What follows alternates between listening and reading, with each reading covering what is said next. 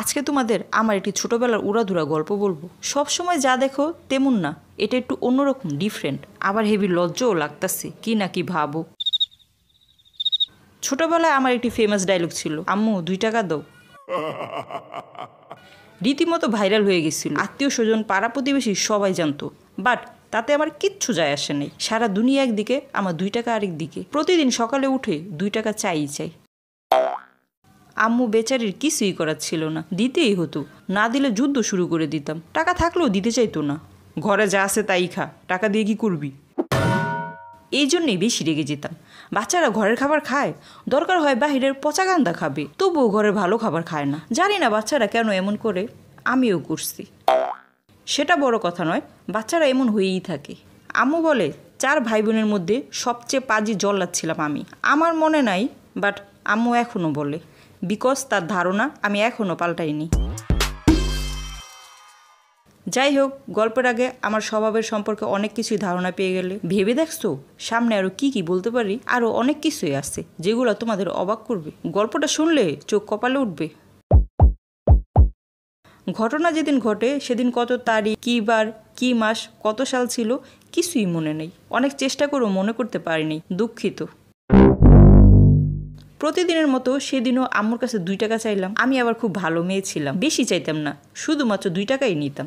আম্মুর একটি কমন অভ্যাস ছিল, না চাইলে দিত না। তার হাতে পায়ে ধরে সেদিনও 2 টাকা আদায় করি। আমার একটি কাজিন ছিল, একই এরিয়াতে থাকতাম আমরা। ও শুধু আমার কাজিন ছিল না, আমার বেস্ট ফ্রেন্ড ছিল। আমরা 3 মাসের বড় ছোট ছিলাম। একসাথে মসজিদে আরবি পড়ছি, সাইকেল চালাইছি, গ্রামের নানার বাড়ির পুকুরে একসাথে সাঁতার শিখছি। যেখানে যেতাম ওখানেই দুজন গলাঘুরি ধরে চলতাম। আমরা ছিলাম কবুতরের জোড়া। আমার পেটে কয়টা নারী ভুঁড়ি আছে ও জানতো, ওর পেটে কয়টা নারী ভুঁড়ি আছে আমি জানতাম। এক কথায় বলতে গেলে 2 দেহ 1 প্রাণ। আমরা প্রেমিক প্রেমিকাকেও হার মানিয়ে দিতাম। ওর আবার 2 টাকা নিয়ে এত খাই ছিল না, দিলে দিল, না দিলে নাই।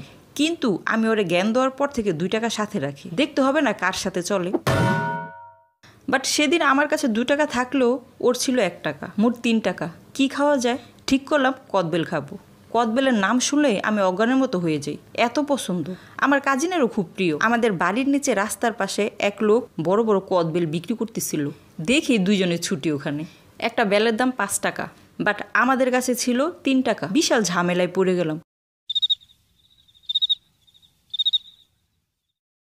এতবার বললাম, আঙ্কেল আমাদের 5 টাকা নাই, 3 টাকা রেখে দেন। পাশান লোকটা কিছুতেই রাজি হইল না। এত অনুরোধ করলাম, তবুও বাচ্চা দুটির জন্য তার মায়া হইল না। আমাদের অনুরোধের চেয়ে তার 2 টাকার দাম অনেক বেশি। অনেকক্ষণ 3 টাকা হাতে নিয়ে দুজন দাঁড়িয়ে রইলাম, তবুও মায়া হইল না। কিপটা বেলালার। তখন অবশ্য আমাদের এত লজ্জা শরম ছিল না, না দিছে তো কি হইছে, আবার চাইবো? কদবেল পাইছি আর খাবো না, এটা কোনোদিন হয়?